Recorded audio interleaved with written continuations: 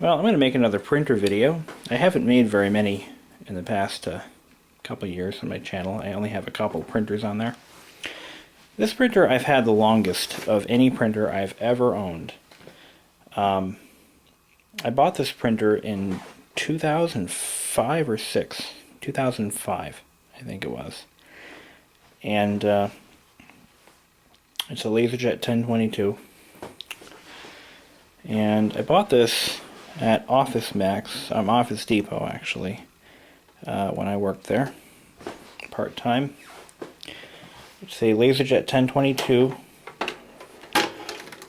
laser printer. This has got to be the cheapest printer I've ever owned to run, on account of I have never replaced the cartridge. This is the original cartridge that shipped with the printer.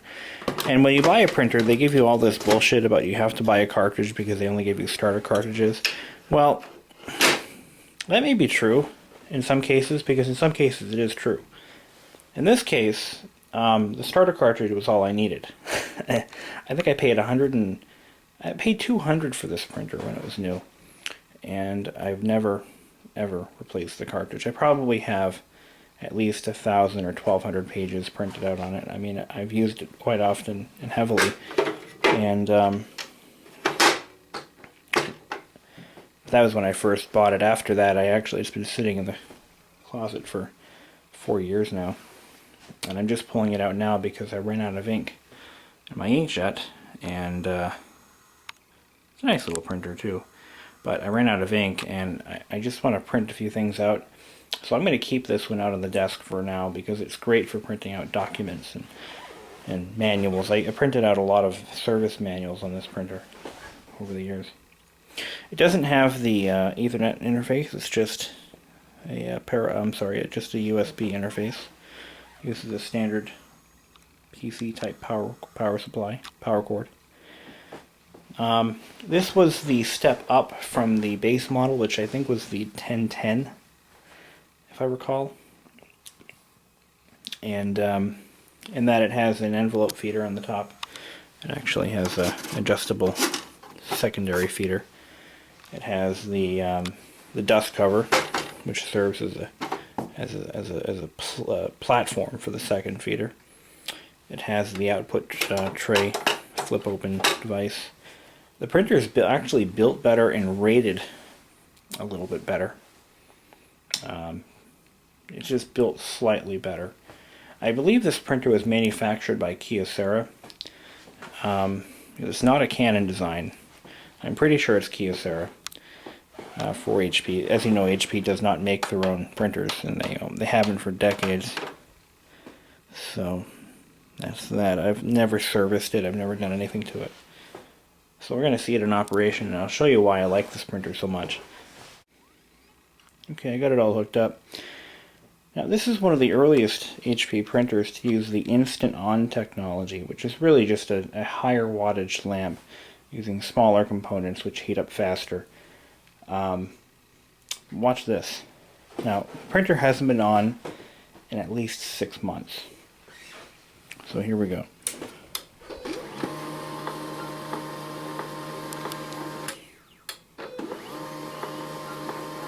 Now it's going to do a quick startup test.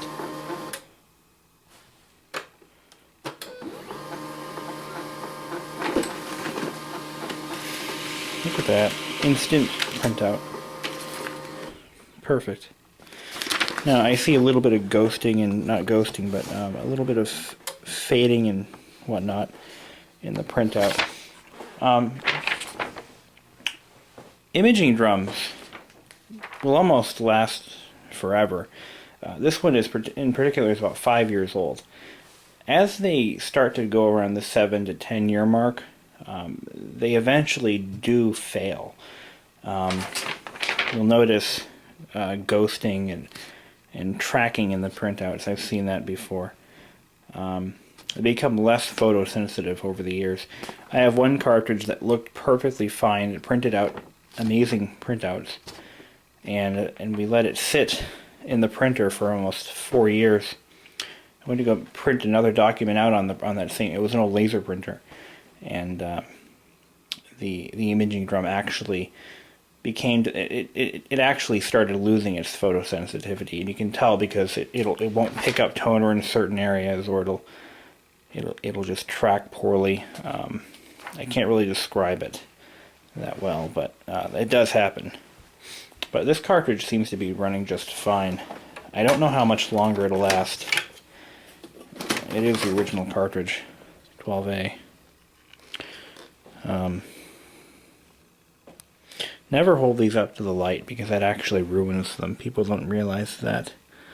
But this is a unique design. It doesn't have any fans at all. It uses convection to keep the fuser cool. The fuser is right up here on the top, which is another unusual feature of this printer. The fuser is the very last stage of printing. The very last part of the printer that the paper sees. Normally the fusers are down towards the bottom, and the paper runs through a series of rollers and cools off in the process. This one, the fuser is right there. You can see it. I'll do another printout just to show you. It's coming out.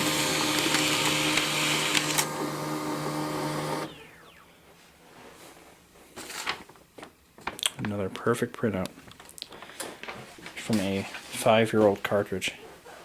Can't beat that. I've deliberately jammed this LaserJet 1022 to show you the image of the paper path and to describe exactly how this printer works as best I can.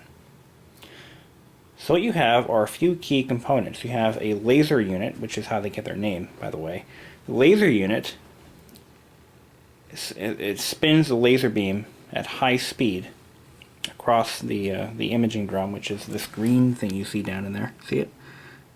It's that green bar. Well, that is a roller, a drum about that big around. And it's coated with a photosensitive material that's normally positively charged. But the scanning unit, or the laser beam, provides enough light to discharge the drum. Essentially, what you're having here is a photochemical reaction caused by a laser beam that discharges the printed material. For instance, this, which was actually printed on a laser printer. It's the back of my auto loan contract.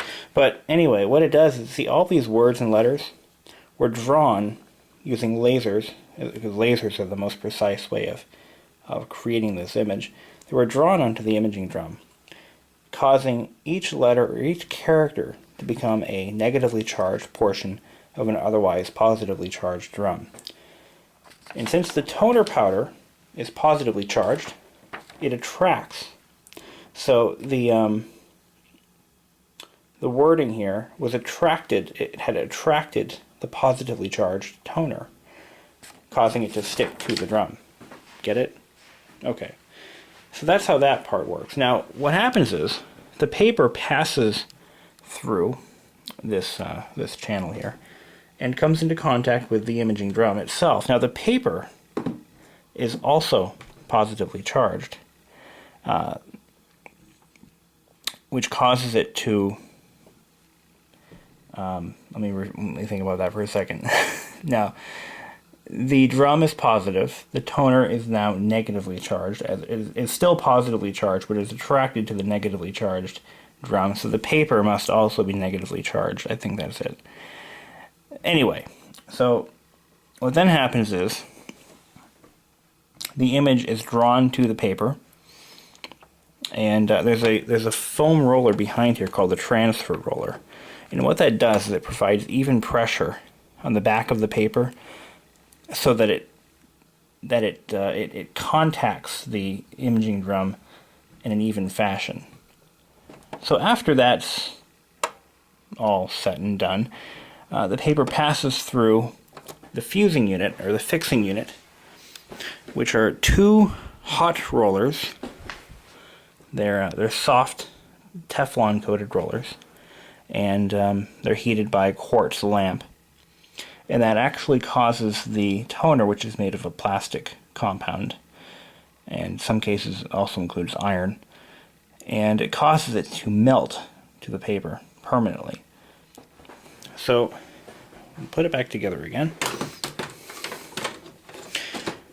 It took me a while to figure out where the scanning unit was. It's under this cover, and it shines through this little window here. If I could run this with the cover off, you would see like a shower of light coming out of that unit. If you were using a fog machine, you could see it in perfect.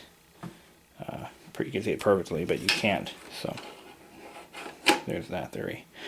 Now, some printers actually have a comb that brushes the paper as it's exiting, and that discharges the paper.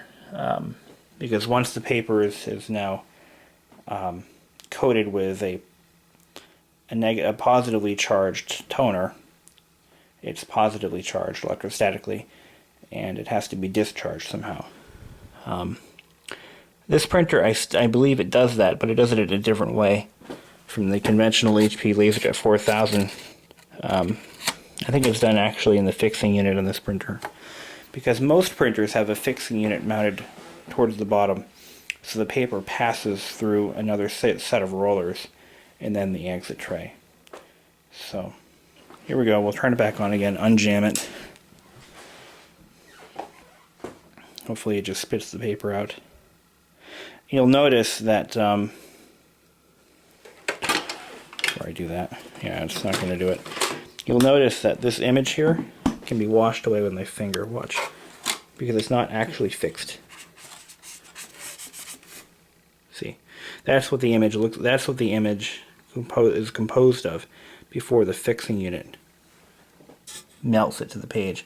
It's still, it's not wet. It's just a dry, powdery substance that's stuck to the paper using electricity, static electricity. Believe it or not, if I could discharge this paper right now, it would all fall off. Pretty cool. So it's just being held on by an electrostatic charge. And we'll just pull it through here. As horrible as that sounds, it really isn't. It's just ratcheting. It's okay. But there it is. It's not fixed yet because it hasn't been heated. In fact, I think this did make it through. Yeah, this made it through the fuser, so it's permanently attached, but this, none of this is. Now we'll put it back together. We'll run one test page through it, which will clean out any residual toner.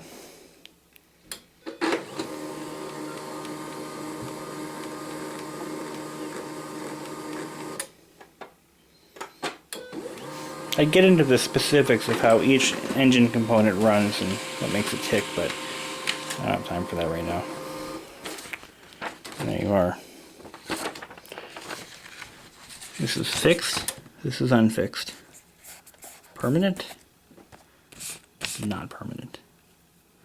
Toner is not a good substance to be breathing in. Here's some of that shadowing I was telling you about.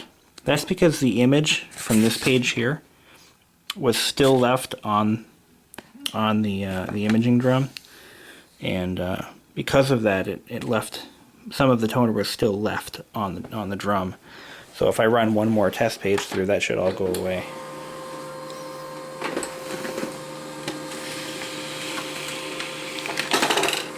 And it's gone. Now you see it, now you don't. And there's our quick rundown on how laser printers work. I hope this has been somewhat informative to somebody. So enjoy.